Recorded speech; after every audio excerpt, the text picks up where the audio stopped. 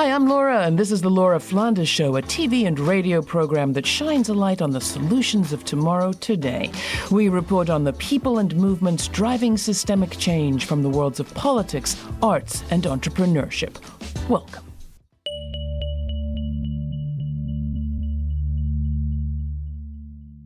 The best of times, the worst of times. The COVID pandemic has been all that and more. I say has been because while our media and some of our politicians like to talk about returning to quote-unquote normal, COVID's still with us, in our hearts as well as in our daily lives. Like it or not, the virus is still out here. Many are still sick and dying. And the vulnerable, as we call them, are especially vulnerable. But didn't we all learn something about being vulnerable during the last few years? At the height of the pandemic, didn't a whole lot of us figure out how to make life safer and even better for our vulnerable friends and relations, and even for our vulnerable selves? What happened to all that we learned? It wasn't all bad. Dare I say some of it was kind of wonderful.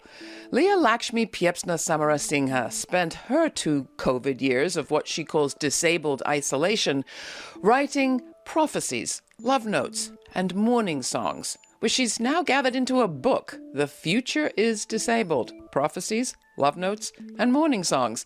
It came out at the end of 2022. What if, in the near future, the majority of people will be disabled? And what if that's not a bad thing, she asks? What if disability justice and disabled wisdom are crucial to creating a future in which it's possible to survive fascism, climate change, and pandemics, and to bring about liberation for all? Leah is a writer, poet, disability and transformative justice movement worker. Her preferred pronouns are she and they. The book is published by Arsenal Pulp Press, an independent queer of color-led press, and I am very glad it brings her back to our show. Leah, welcome to the program. I am so glad to see you again. Thank you, Laura. It is always such a huge pleasure. Let's start with us describing ourselves. Right. So this is something that a lot of blind and low vision people and folks with other disabilities have asked for years, because if you're blind or low vision, it helps people to be on an equal footing with people who are sighted, to know what they're seeing when somebody's talking or on screen. And it's just a really easy way of providing access. If I asked you to visually describe yourself, what would you say? Yeah, so I would say, hi, my name is Leah Lakshmi Piepzna-Samarasinha. I'm a mixed race, light brown skin, Sri Lankan and white, young looking middle-aged person with brown and purple curly hair on one side of my head and a very overgrown fade on the left side of my head. I'm wearing purple lipstick, rose gold metal glasses, a turquoise kind of crop top. And I've got a piece of artwork behind me by the artist Jen White Johnson that says, "Create more anti-ableist spaces." I love it. All right. Well, I am then a sort of whitish, blondish, 60-ish woman, and I'm in a room with a bookcase behind me and a Yoko Ono piece of art that says "Imagine Peace" on the back of my wall. For those who don't know, can you define the term disability justice for us? Sure. Disability justice is a movement-building framework that was started in 2005 by people like Leroy Moore, Patricia Byrne, Mia Mingus, Stacey Milburn, Eli Clare.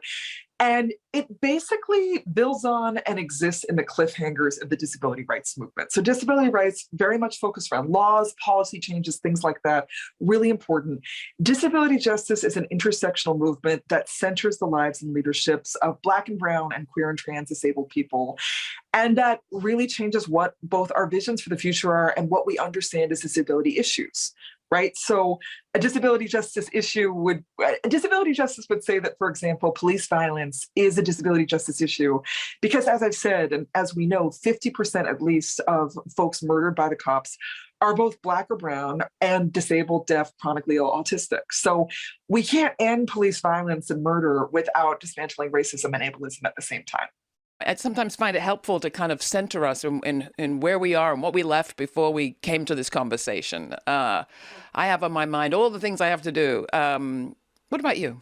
It feels odd to almost miss some parts of 2020. I don't miss most of them, but I'm going to say what a lot of people have said, which is that there was more of a mass sense of we look out for each other in 2020 and we're trying to work to protect each other. And where we're at now is what I and a lot of other activists are calling the great gaslighting, where there's tremendous pressure from the state and corporations to be like, oh, America, go back to work, go shopping. There's no pandemic here. Except there's so many of us who know that that's not true. And for those of us who are, disabled, high risk, immune compromised, parents, elders, what have you, all of the above, we're like, wow, I'd love to go to the movies. There were some kind of wonderful things about the last few years that we've been through. Can you describe one that stands out for you? It is really kind of shocking to me when I read it and I read from it to be like, the stuff I'm describing that's from 2020, 2021, like massive mutual aids, like things like I'm thinking about caremongering, which was a network started by Indigenous and Sikh women and Two-Spirit people in Toronto, and then spread all across Canada. At its height, the Toronto caremongering had 20,000 people. They didn't know each other. And it was a lot of people who did not have a huge community or family, but it was just people being like, I made 40 packets of butter chicken and rice, and I'm in this neighborhood and anyone can come get it. You need diapers? Great. I've got some extra ones. And the people who ran it really pushed back when people were like, oh, well, do you really need those diapers? They're like, nope, we don't question people. It's radical hospitality. And it was beautiful. It was really beautiful. And it kept so many people alive and joyful because they were like, God, I've got food and love. And I know so many people who felt more isolated prior to COVID. They're like, I've just been, a single parent, sick, what have you. Nobody cares. And wow, all of a sudden there are these mutual aid societies that are coming through. One of the things you do in the book is describe what it takes to create community with disability justice front and center. And some of the descriptions are really simple. But again, I think you break a lot of mystique about what it would be to create disabled community or community that doesn't leave disabled people behind. You talk about people, just making their lives inclusive and reaching out to you and others. Can you give us some examples for people who don't think of themselves as disabled? What can we do to make sure we're not missing out on the pleasure of being with you all? Sure. Well, I want to say, first of all, that I think the UN statistics are that 30% of the world is disabled. Disability includes physical disability, chronic illness, mental illness, neurodivergence, blindness, deafness, lots of stuff. And a point I really want to make that's, in the title is that with COVID, we really are looking at a world that if it's not majority disabled it's going to be really soon. Care often gets talked about as the soup and the grocery drop-offs and that let me give you a ride. And that's all really important. And what also counts as care is doing things like the massive campaigns that disabled people did and are doing. Like what Alice Wong of Disability Visibility Project did with High Risk California, which is a project she started when early in the vaccine rollout, disabled people were not prioritized. And we were like, we've been inside. She was like, I've been inside for a year, literally. And she and other people organized to get Governor Gavin Newsom and the public health departments to be like, okay, wait, no, we are not going to put you to the bottom of the list because we think your lives don't matter and you're going to die anyway. So that kind of activism is care, pushing to change the laws around personal care attendants and like making sure that personal support workers get paid above the minimum wage and get paid well. That's an act of care. And react when the Americans with Disabilities Act is weakened or when there are new threats to it, which I understand there are in the current Congress and the next one. Right. I would say with that, and I would say also with Olmstead, right, which is the legal challenge that was advanced by disabled people, including Lois Curtis, who just passed, who is a Black disabled warrior, disabled people in the South who were living with intellectual and developmental disabilities, who've been institutionalized all their lives, who were like, no, we want to live in our own homes. And they fought and they won that.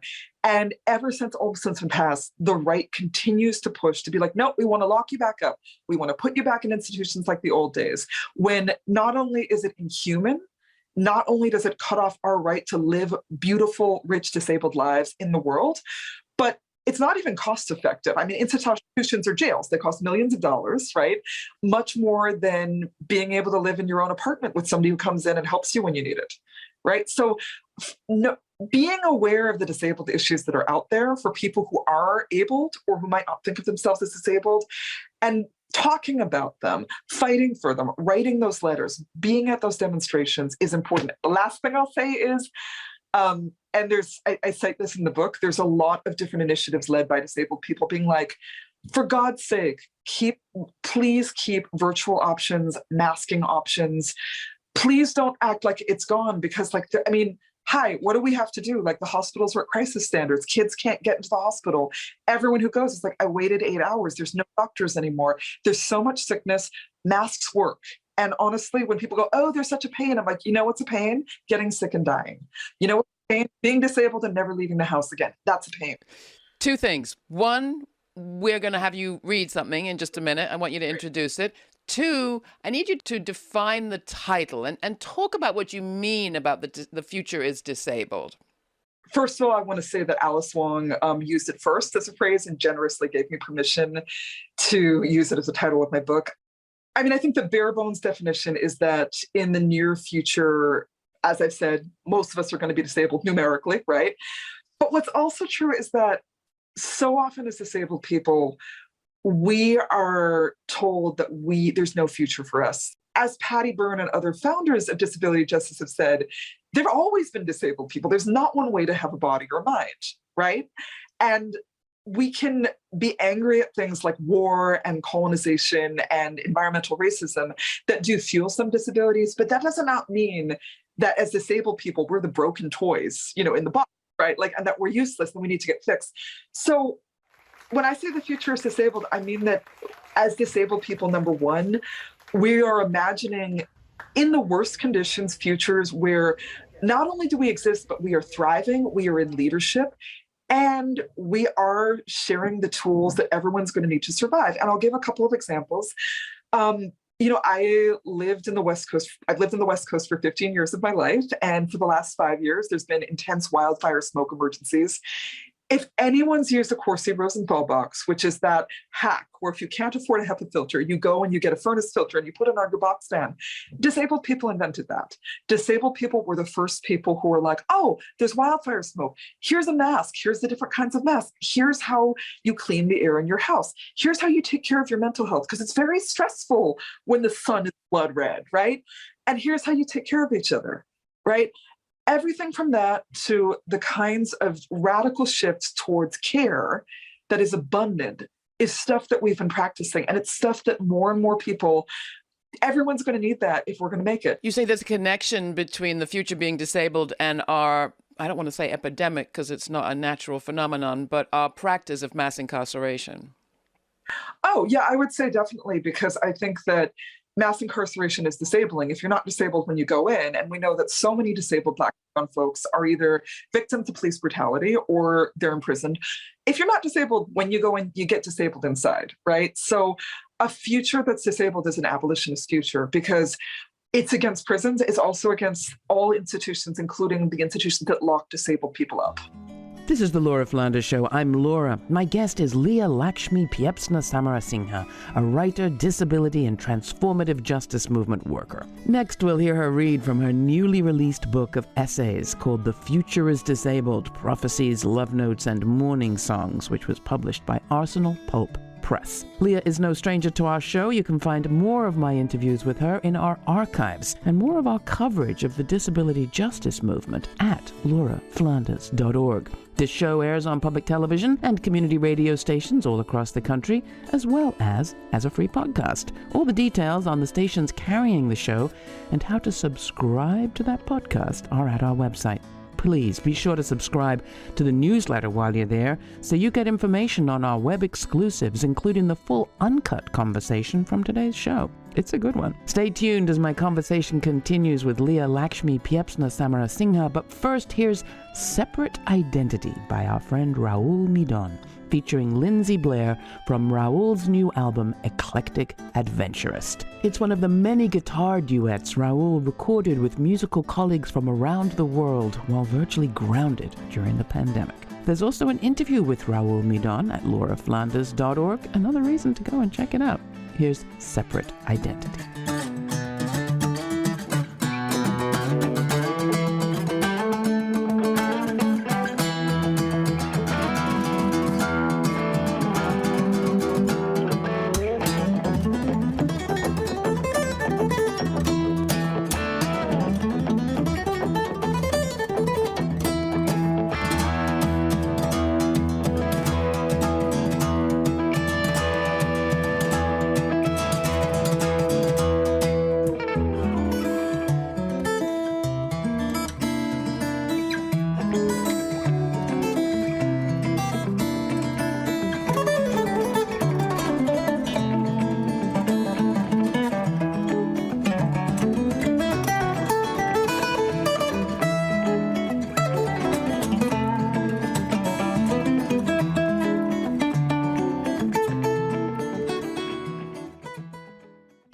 read a part from the book, and this is a piece that begins, "This potential revolution isn't just going to happen." In it, you talk about crip doulaing.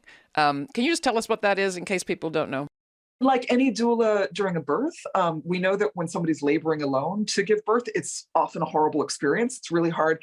And just the presence of another person there, holding that space and being like, "We believe in you," changes the way that birth feels.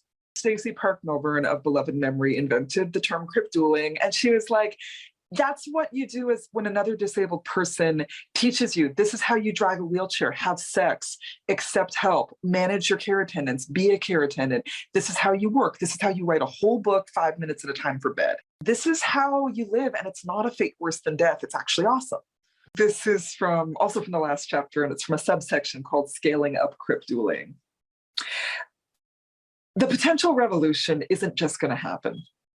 There already is, a need for crip dueling on a massive scale, linking newly disabled people living with long COVID with people who've been sick and disabled longer, sharing our skills in living with chronic illness and fighting the medical industrial complex. In particular, there are people in chronic illness community, like folks living with chronic fatigue immune deficiency syndrome and multiple chemical sensitivity and late-stage Lyme disease, who've done community research on post-viral syndrome that millions of people living with long COVID desperately need access to. Our disabled histories of activism and survival skills are crucially needed. And most people outside disabled and chronically ill community don't even know that they exist. Thank you for that and for that reading. If we were to doula perhaps a new world into being, a lot of it would be bringing into being things that don't exist yet. But you mention in the book some things that do exist right now.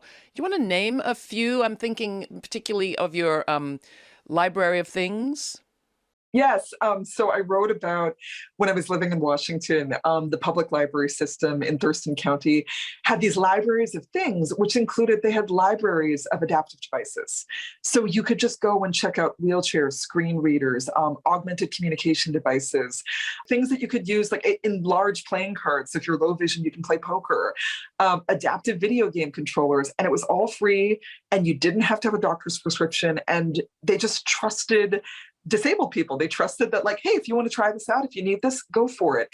And it's so different than the current system where, so many people I know can't even get a doctor's note saying, yeah, this person has Lyme disease or cerebral palsy and they need this accommodation at school or at work, right? Because of the way the medical system's set up.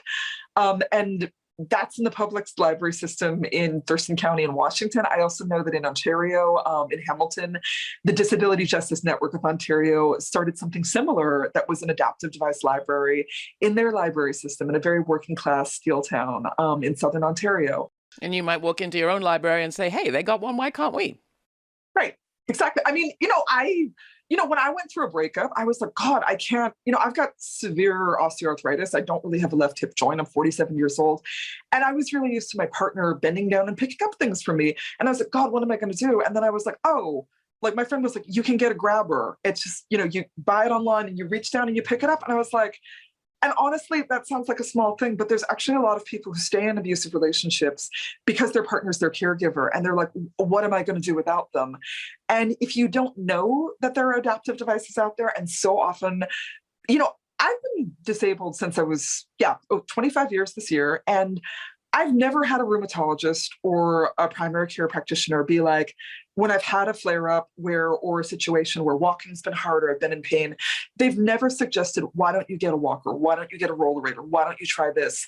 They've always just been like, well, Advil, or, hopefully you'll get better someday, or lose weight, right?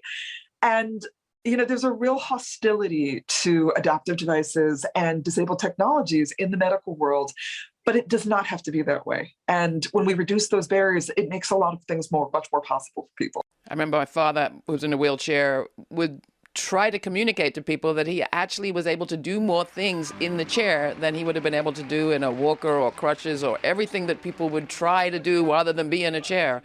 For him, it was not ideal, as you say, but not the worst either.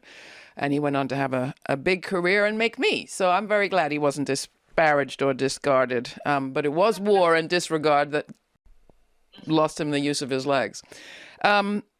Let's talk about sex and bodies.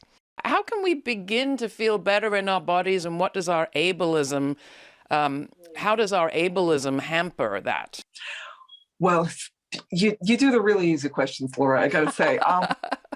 I'm not asking you to take us through a sex show exactly, but how do we do this? How do we throw off our anxieties about perfection? Well, I mean, you just said it. I think that one of the cornerstones of ableism is this idea that there is one perfect ideal body and mind, and that everything else is something that we're supposed to be ashamed of. It's one of the reasons why a lot of core disability justice organizations and projects actually have really directly talked about sex and bodies, like Sins Invalid, which is, a foundational disability justice organization that I've performed with. Patty Byrne and, the other founders have talked really deeply about how our bodies are where our desires and our hopes and our dreams live. And if you live in shame, if you can make someone feel ashamed, it makes it a lot easier for them to feel that they can't demand things. So I think, how do we undo it? I think that one of the gifts about being in disability community is you're like, wow, nobody's body is like the white, skinny, able, cisgendered, masculine, ideal. And people, it's not like people don't deal with shame, but people are doing really amazing things with our bodies, including things that a lot of able-bodied people might not be able to imagine. Every single disabled person I know is kind of a master at like really prioritizing pleasure. You go, no, I'm going to make a beautiful life. I'm going to have clothes that feel great. I'm going to get really into makeup. I'm going to figure out how to have adaptive sex toys. I'm going to go to the casino. I'm going to go and hang out with my friends. I'm really going to live when I'm alive. Let's have you read something that is on this very subject. It begins about being told you're a sad sack medical tragedy with violins ready to play and what you do instead. So this is from my section that's about disabled pleasure activism. It is a particular disabled Black and brown femme politic, often fat too, of loudness, excess, and maximalism that I adore. It's an insistence of our right to joy and to take up space. It's resistance. It's a cripping of pleasure. It's freedom work, insisting that we deserve our roses, lilies, peonies, jasmine, orgasm, fresh water while we are still here. And that joy and pleasure are key parts of what both help to make us make this disabled world to come that we're dreaming of now in this moment, and what helps keep us going when the work is hard and heartbreaking. For all of the beauty and inspiration and storytelling that's in the book, there's also tools that you can use if you're holding meetings, if you're holding webinars, if you're recording for television or radio, or even if you're just inviting people over. I'm going to ask you to take us out with reading from section 5.5, where you start by quoting our beloved June Jordan. So this is a reading from my chapter, Loving Stacy, an honor song, which is in memory and honor of my friend and disability justice organizer, Stacy Park Milburn. Black queer feminist, maestra, poet, essayist, teacher, and thinker June Jordan once said, "Love is life force." I believe in the radical power of disability justice love as life force. It found me, the disabled divine, when I was sick and alone on a futon with no spoons and community. And it has stayed with me, something I am continuously learning together with Stacy and many other disabled kin, a rippling crip ribbon that weaves through all the moments of my crip life. I'm going to continue to shape my life around it because it's been what's brought me home. More than ever, even and especially as times get harder, I think this rigorous, messy learning and devoted disabled love will be what keeps us and leads us. I know that, like any kind of love, it will surprise me, shake me up, turn me inside out, scare me, and set me free. I believe it can be a piece of the disabled divine on earth. I invite you to join me and us in this practice and to witness the ways you are already doing it as real. I want to encourage people to check out the book, The Future is Disabled, Prophecies, Love Notes, and Mourning Songs. Leah Lakshmi Piepzna-Samarasinha, always a pleasure to have you with us. Always a pleasure to be here.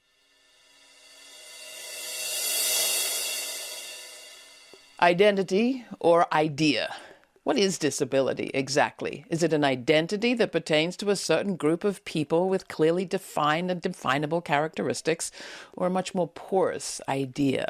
As a group, disabled people have certainly been treated differently. In the workplace, for example, employers with certain special certificates can set up sheltered workshops where disabled workers are paid much less than the federal minimum wage. In schools, teachers can constrain and seclude kids with disabilities in ways that wouldn't be allowed for other children. A case in Florida was recently settled by the Justice Department that found that teachers had been locking disabled kids up in boxes for hours. And what about health care? Roe v. Wade or no Roe v. Wade, disabled people will tell you they've never had real freedom to choose. So there's no surprise that disabled people today are coming out loud and proud and demanding to be seen and heard and listened to. But let's be careful how firmly we delineate the lines. The ADA, for example, the Americans with Disabilities Act, gets its power, in a sense, from the fact that it doesn't define who's covered under its umbrella. Instead, it puts the onus on society, as it requires employers to make reasonable accommodations for all. Those very words are being used today to benefit all sorts of people suffering from long COVID, or people that work better or prefer to work at home. So let's think about disability not as a prison, no, not as a prison ever, but as a prism on our lives. If you look at your life that way, how does yours shape up? I'm going to make it a practice. How about you? You can find my full conversation with Leah Lakshmi through subscribing to our free podcast, which you can find all about at our website.